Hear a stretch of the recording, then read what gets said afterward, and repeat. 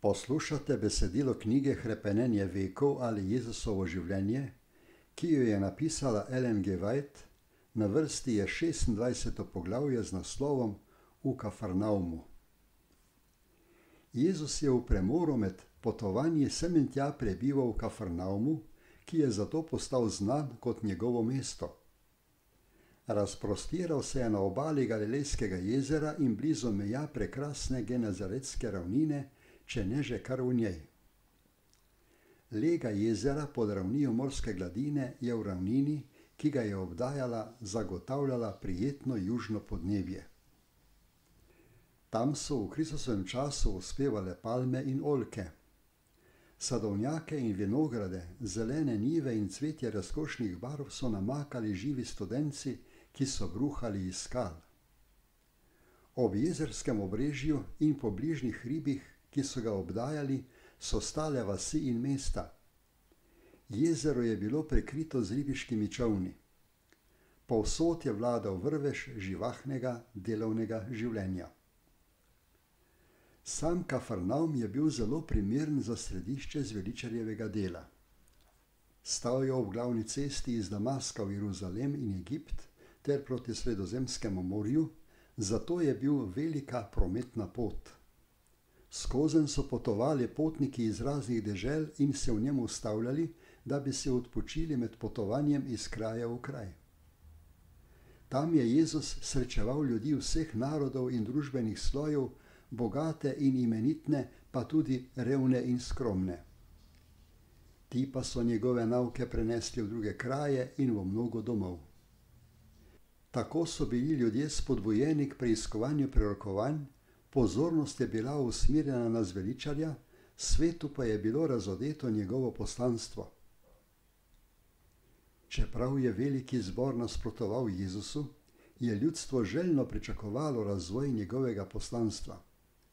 Vsa nebesa so se zavzeto gibala. Angeli so vplivali na človeška srca in jih pritegovali k zveličarju, ter tako pripravljali pot za njegovo službo.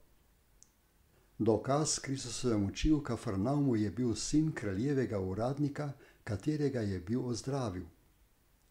Državni uradnik in njegov dom sta veselo pričala o svoji veri. Ko se je zvedelo, da je učitelj osebno med njimi, je po mestu završalo. Množica se je zbrala okrog njega. V soboto je ljudstvo napolnilo shodnico, da so se mnogi morali vrniti, ker niso mogli vstopiti. Zveličarjevi poslušalci so strmeli nad njegovim naukom, kajti njegova beseda je bila izrečena z oblastjo. Učil jih je, kakor kdor ima oblast, in ne kakor njihovi pismouki. Pismouki in voditelji so poučevali hladno in strogo, kakor na pamet naučeno lekcijo. Božja beseda zanje ni imela nikakršne življenjske moči. Njene nauke so nadomestili s svojimi zamislimi in izročili. Pri običajnem bogoslužnem sporedu so trdili, da razlagajo postavo, vendar nikakršno navdihnjenje od Boga ni spodbujalo ne srca njih samih, ne srca njihovih poslušalcev. Jezus ni imel ničesar opraviti z različnimi spornimi vprašanji med Judi. Njegova naloga je bila predstaviti resnico. Njegove besede so mogočno razsvetljevale nauke očakov in prerokov, zato so sveti spisi za ljudi bili kot novo razodetje. Njegovi poslušalci se nikoli prej niso zavedali tako globokega pomena Božje besede. Jezus je prišel v stik z ljudmi na njihovih tleh kot ta, ki pozna njihove težave. Resnico je olepšal tako, da jo je podajal najbolj naravnost in najpreprosteje. Njegov jezik je bil jasen, dostojanstven in bister, kakor tekoči potok. Njegov glas se je zdel kakor glasba zanje, ki so poslušali enolične glasove pismoukov. A čeprav je bil njegov nauk tako preprost, je govoril, kakor kdor ima oblast. Po tej značilnosti se njegov nauk razlikuje od nauka vseh drugih. Pismouki so govorili negotovo in obotavljaje, kakor da je pisma možno razlagati tako, da pomenijo zdaj to, drugič pa prav nasprotno. Poslušalci so bili vsak dan bolj zbegani. Jezus pa je učil pisma kot nezmotljivo veljavo. O čemerkoli je govoril, je povedal s takšno močjo, da njegovim besedam ni bilo mogoče oporekati. Četudi je bil resen, ni bil silovit. Govoril je kakor kdo, ki ima določen cilj, ki ga mora doseči. Predstavljal je resničnost večnega sveta. V vsem, o čemer je govoril, je razodeval Boga. Jezus je poskušal odpraviti urok zaslepljenosti, ki je držal ljudi prevzete s posvetnimi rečmi. Stvari tega življenja je postavil na njihov pravi prostor, kot podrejene večnim koristim, vendar ni podcenjeval njihove pomembnosti. Učil je, da sta nebo in zemlja povezana med seboj, poznanje Božje resnice pa pripravlja ljudi za boljše opravljanje vsakdanjih dolžnosti. Govoril je kakor kdo, ki dobro pozna nebesa in se zaveda svoje zveze z Bogom, vendar je priznal svojo povezanost z vsakim članom človeške družine. Sporočila milosti je prilagodil različnim potrebam poslušalcev. Znal je o pravem času izreči besedo trudnemu, kajti iz njegovih ust je tekla milost, da bi lahko ljudem najprivlačneje izročila zaklade resnice. Tenkočutno se je spoprijel z ljudmi, ki so bili polni predsodkov, in jih je presenetil s slikovitimi ponazoritvami, ki so pritegnile njihovo pozornost. Z domiselnostjo je dosegel srca. Ponazoritve je jemal iz vsakdanjega življenja in čeprav so bile preproste, so imele nenavadno globok smisel. Ptice v zraku, lilije na polju, seme, pastir in ovce. S temi rečmi je Kristus prikazal nesmrtne resnice. Kadarkoli so njegovi poslušalci pozneje imeli priložnost videti te reči v naravi, so se spomnili njegovih besed. Kristusove ponazoritve so stalno ponavljale njegova sporočila. Kristus nikoli ni laskal ljudem. Nikoli ni govoril o čem, kar bi utegnilo poveličevati njihova nagnjanja in zamisli, niti jih ni hvalil zaradi njihovih duhovitih domislic. Toda veliki nepristranski mislici so sprejeli njegov nauk in spoznali, da preizkuša njihovo modrost. Občudovali so duhovno resnico, ki je bila izražena z najpreprostejšim jezikom. Najbolj učeni so bili očarani nad njegovimi besedami, neizobraženim pa so bile vedno koristne. Imel je sporočilo za nepismene, celo poganom je pomagal dojeti, da ima sporočilo zanje. Njegovo nežno sočutje se je izlivalo z ozdravljajočim dotikom nad utrujena in žalostna srca. Celo sredi vrtinca jeznih sovražnikov je bil obdan z ozračjem miru. Lepota njegove zunanjosti, ljubkost njegovega značaja, predvsem pa izražena ljubezen s pogledom in barvo glasu so pritegovale k njemu vse, ki niso bili zakrknjeni v neveri. Le prijeten glas in sočuten duh, ki je žarel iz vsakega pogleda in besed, je lahko pritegnil tolikšne množice. Trpini, ki so prišli k njemu, so čutili, da je svojo korist povezal z njihovimi kot zvesti in nežni prijatelj, zato so želeli zvedeti več o resnicah, ki jih je učil. Nebesa so se približala ljudem. Želeli so živeti v njegovi navzočnosti, da bi tolažba njegove ljubezni lahko bila vedno z njimi. Jezus je zelo pozorno opazoval spremembe na obrazih poslušalcev. Veselili so ga obrazi, ki so kazali zanimanje in zadovoljnost. Zveličar je bil srečen, ko so puščice resnice prodrle v dušo in podrle ovire sebičnosti ter spodbudile k spokorjenju in končno k hvaležnosti. Njegov obraz je žarel od veselja, ko je z očmi preletel čez množico poslušalcev in prepoznal obraze, ki jih je videl prej. V njih je videl bodoče državljane svojega kraljestva. Kadar pa je odkrito povedana resnica zadela katerega varovanega malika, je opazil spremembo na obrazu, hladen in zoprn pogled, kar je govorilo, da luč ni dobrodošla. Ko je videl, da ljudje zavračajo sporočilo miru, je bilo njegovo srce globoko prizadeto. V vzhodnici je Jezus govoril o kraljestvu, ki ga je prišel ustanoviti, in o svojem poslanstvu za osvoboditev satanovih sužnjev. Nenadoma ga je prekinil krik groze. Neki blaznež se je dvignil izmed ljudi in zavpil: Kaj imamo s teboj, Jezus Nazarečan? Si nas prišel pokončati? Vem, kdo si. Sveti, Božji. Nastala sta zmeda in preplah. Pozornost ljudi je bila odvrnjena od Kristusa, zato niso poslušali njegovih besed. To je bil Satanov cilj, ko je pripeljal svojo žrtev v vzhodnico. Toda Jezus je pokaral hudobnega duha. Omolkni in pojdi iz njega. Demon ga je vrgel na sredo in odšel iz njega, ne da bi ga poškodoval. Satan je pomračil tega nesrečnega trpina. Toda v zveličarjevi navzočnosti je žarek svetlobe predrl temu. V njem se je razplamtela želja po osvoboditvi iz Satanove oblasti, toda hudobni duh se je uprl Kristusovi moči.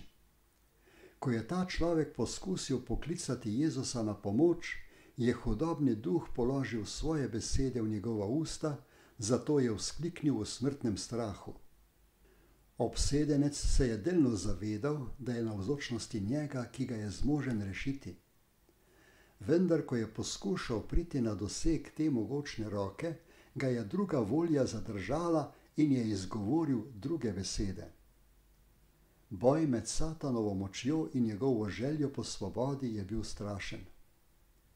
Zmagovalec nad Satanom v puščavi skušnjave se je znova soočil s sovražnikom.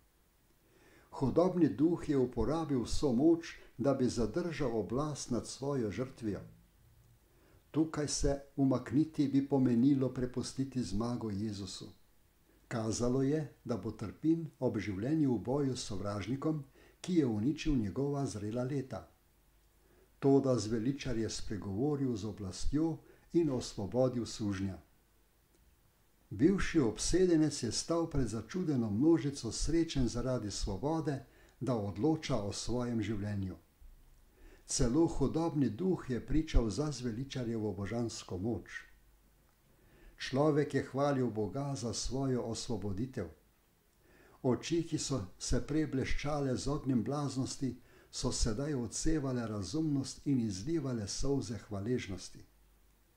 Ljudje so od osuplosti onemeli. Ko so lahko znova spregovorili, so vzklikali drug drugemu: Kaj je to? Kakšen nov nauk? Z oblastjo ukazuje tudi nečistim duhovom, pa so mu pokorni. Tajni vzrok trpljenja, ki je iz tega človeka naredil strašilo, grozno za njegove prijatelje in breme njemu samemu, je tičal v njegovem življenju. Bil je zaslepljen z grešnimi užitki in je nameraval narediti iz življenja velikansko zabavo. Niti sanjalo se mu ni, da bo postal strah za svet in sramota za družino. Menil je, da lahko zapravlja čas z nedolžnimi neumnostmi. Ko pa je začel drseti navzdol, se ni mogel več ustaviti. Plemenite lastnosti njegove narave sta pokvarili nezmirnost in lahkomiselnost, Satan pa je popolnoma zagospodaril nad njim. Kesanje je prišlo prepozno. Ko je bil pripravljen žrtvovati bogastvo in zadovoljstvo, da bi dobil nazaj izgubljeno človeško dostojanstvo, je bil že hudičev nemočni plen. Stopil je na sovražnikova tla in Satan je zagospodaril nad vsemi njegovimi sposobnostmi. Skušnjavec ga je zapeljal z očarljivimi ponudbami. Ko pa je bil nesrečnež v njegovi oblasti, je sovražnik postal neusmiljeno surov in strašen s svojimi jeznimi obiski. Tako se bo zgodilo vsem, ki popuščajo zlu. Njihovo začetno očarljivo zadovoljstvo se konča s temo obupa in blaznostjo uničenega človeka. Isti hudobni duh, ki je skušal Kristusa v puščavi in imel pod oblastjo kafarnavmskega obsedenca, je gospodaril tudi nevernim Judom. Vendar si je pri njih nadel videz pobožnosti, ker si jih je prizadeval prevarati glede razlogov, s katerimi so zavrgli zveličarja. Njihove razmere so bile bolj brezupne kakor pri tem obsedencu, ker niso čutili potrebe po Kristusu in zato so bili trdno vklenjeni pod Satanovo oblastjo. Obdobje Kristusove osebne službe med ljudmi je bil čas največje dejavnosti sil kraljestva teme. Satan in njegovi angeli so se dolga stoletja prizadevali zagospodariti nad telesom in dušo ljudi, da bi jih pahnili v greh in trpljenje, potem pa so za vso to bedo dolžili Boga. Jezus je ljudem razodel Božji značaj. Lomil je Satanovo moč in osvobajal njegove sužnje. Novo življenje in nebeška ljubezen in moč so delovali na človeška srca, zato je bil knez zla izzvan bojevati se za oblast nad svojim kraljestvom. Satan je zbral vse svoje sile in na vsakem koraku nasprotoval Kristusovemu delu. Tako bo tudi v velikem sklepnem spopadu velikega boja med pravičnostjo in grehom. Medtem ko novo življenje, luč in moč prihajajo od zgoraj na Kristusove učence, novo življenje izvira tudi od spodaj in daje moč Satanovim pomočnikom. Napetost vlada med vsemi zemeljskimi prvinami. Zakrinkani knez zla deluje z zvijačo, ki si jo je spopolnil v dolgih stoletjih boja. Pojavi se oblečen v angela luči in množice poslušajo nauke hudobnih duhov. V Kristusovem času se Izraelovi vodje in učitelji niso mogli upreti Satanovemu delovanju. Zanemarili so edino sredstvo, s katerim bi se lahko uprli hudobnim duhovom. Kristus je hudobnega premagal z Božjo besedo. Izraelovi vodje so se imeli za razlagalce Božje besede, vendar so jo proučevali zgolj zato, da bi podprli svoja izročila in vsilili svoje človeške običaje. Z razlagami so storili, da je izražala mnenja, ki jih Bog nikoli ni oznanil. Njihove skrivnostne razlage so naredile nerazločno, kar je bil on naredil jasno. Razpravljali so o nepomembnih podrobnostih, dejansko pa zanikali najbolj temeljne resnice. Tako je bila na široko posejana nevera. Božja beseda je bila oropana svoje moči, hudobni duhovi pa so izvajali svojo voljo. Zgodovina se ponavlja. Medtem ko mnogi današnji verski voditelji z odprtim svetim pismom pred seboj trdijo, da spoštujejo njegova načela, uničujejo vero vanj kot Božjo besedo. Ukvarjajo se z razčlenitvijo besede, svoja mnenja pa postavljajo nad njegove najjasnejše nauke. Božja beseda v njihovih rokah izgublja obnavljajočo moč. Zaradi tega nevera rohneče napreduje in se krivičnost nezadržno širi. Ko je Satan spodkopal vero v Sveto pismo, je usmeril ljudi na druge vire luči in moči. Tako se vtihotaplja. Kdor se obrača od jasnih svetopisemskih naukov in prepričujoče moči Božjega svetega duha, nase prikliče nadzor hudobnih duhov. Kriticizem in domneve glede svetega pisma so odprli pot spiritizmu in teozofiji, posodobljenim oblikam starodavnega poganstva, da bi dosegli podporo celo v cerkvah, ki trdijo, da pripadajo Gospodu Jezusu Kristusu. Vzporedno z oznanjevanjem evangelija so dejavna tudi orodja, ki so zgolj predstavniki lažnih duhov. Mnogi ljudje se iz raznovednosti družijo z njimi, ko pa vidijo dokaze o delovanju nadčloveške moči, jih to kar naprej mika, dokler jim ne začne gospodariti volja, ki je močnejša od njihove. Ne morejo se rešiti njene skrivnostne moči. Obramba duše je strta. Ni zapornice pred grehom. Ko pa so zavržene omejitve Božje besede in njegovega duha, nihče ne ve, do katerih globin ponižanja se lahko pogrezne. Skrivni greh ali strast, ki ga je premagala, ga lahko ima za tako neboglenega sužnja, kakršen je bil obsedenec v Kafarnaumu. Kljub temu njegovo stanje ni brezupno. Sredstvo za zmago nad hudobnim je isto, s katerim je Kristus zmagal. Moč besede. Bog ne nadzoruje naših misli brez naše privolitve. Če želimo spoznati in izpolnjevati njegovo voljo, imamo pravico do obljub. Spoznali boste resnico in resnica vas bo osvobodila. Če hoče kdo izpolnjevati njegovo voljo, bo spoznal, ali je ta nauk od Boga, ali govorim sam od sebe. Z vero v te obljube se lahko vsak reši iz pasti zmot in izpod oblasti greha. Vsak si prosto izbira oblast, ki mu bo vladala. Nihče ni tako globoko padel, nihče ni tako pokvarjen, da ne bi mogel najti osvoboditve v Jezusu. Obsedenec je namesto molitve lahko izgovoril le Satanove besede, vendar je bil neizrečeni srčni klic slišan. Noben klic duše, ki je v težavah, ne ostane brez odgovora, če tudi ni izražen z besedami. Kdor privoli skleniti zavezni odnos z nebeškim Bogom, ne bo prepuščen Satanovi oblasti ali slabostim svoje narave. Zveličar ga vabi, naj se izroči v varstvo meni, sklene mir z menoj, sklene naj mir z menoj.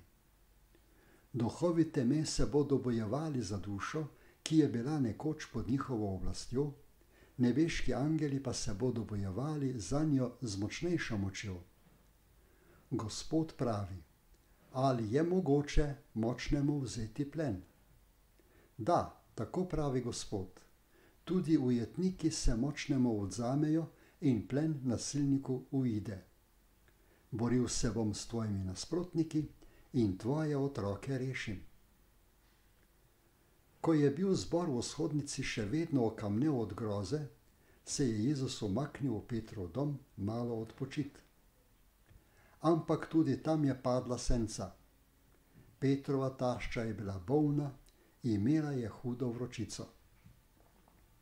Jezus je zapretil bolezni in bolnica je ostala ter stregla potrebam učitelja in njegovih učencev.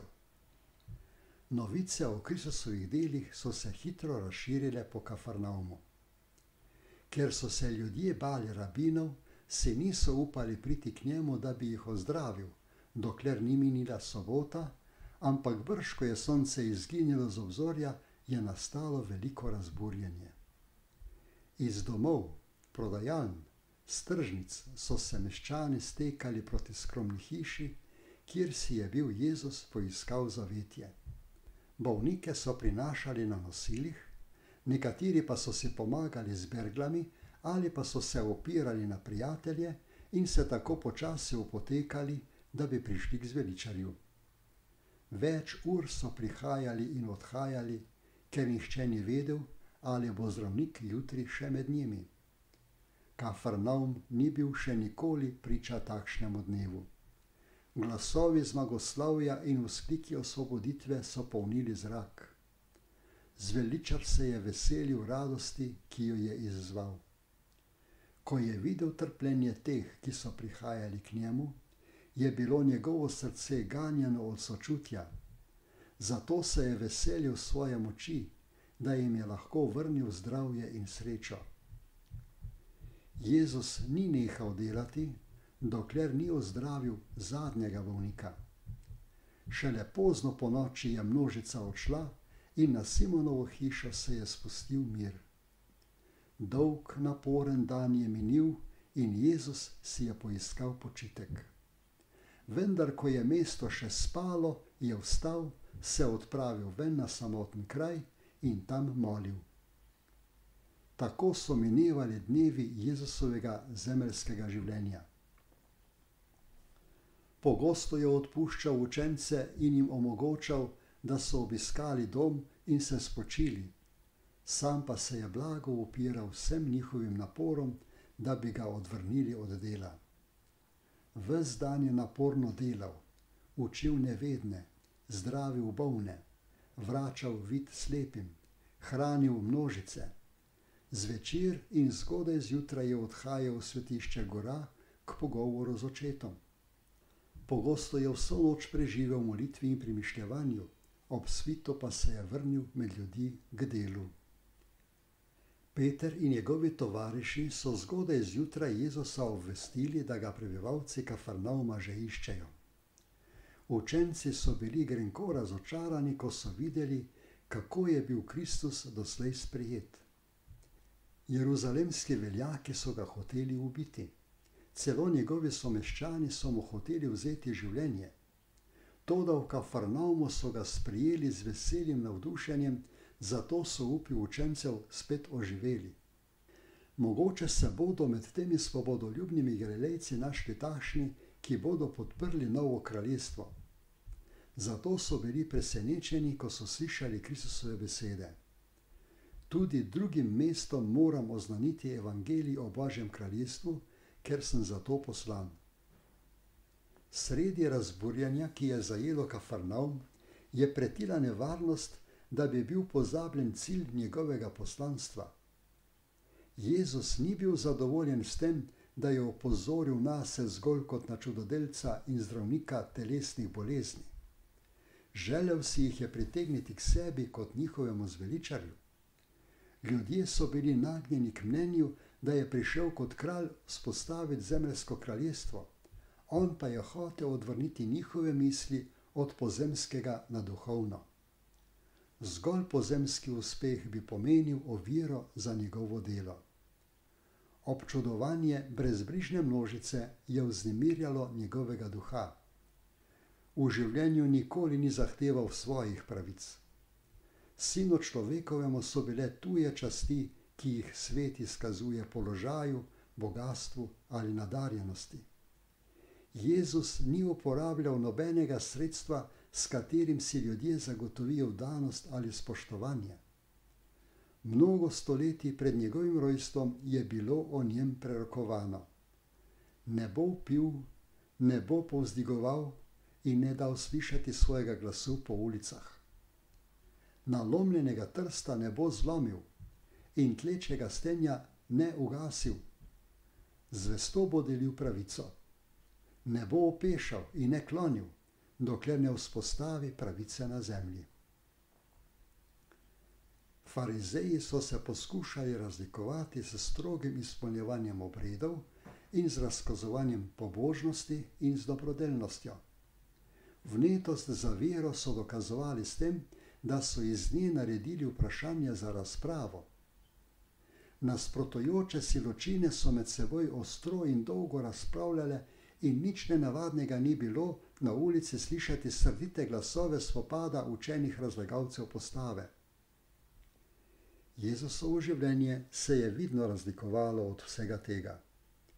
Ni bilo žolčnih razprav, razkazujočega bogoslužja in nikakršnega poskusa, s katerim bi se pridobivalo odobravanje.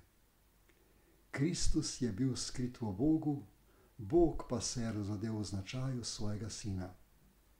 Jezus je hotel, da bi bile misli ljudi usmerjene k temu razodetju in bi temu izkazovali čast.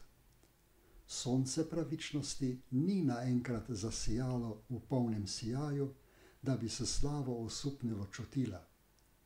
O Kristusu je napisano: prišel bo zanesljivo, kakor jutranja zarja. Dnevna svetloba se nad zemljo poraja tiho in nežno, preganja sence in prebuja svet v življenje. Tako je vzšlo tudi sonce pravičnosti in ozdravljanje bo pod njegovimi perutmi.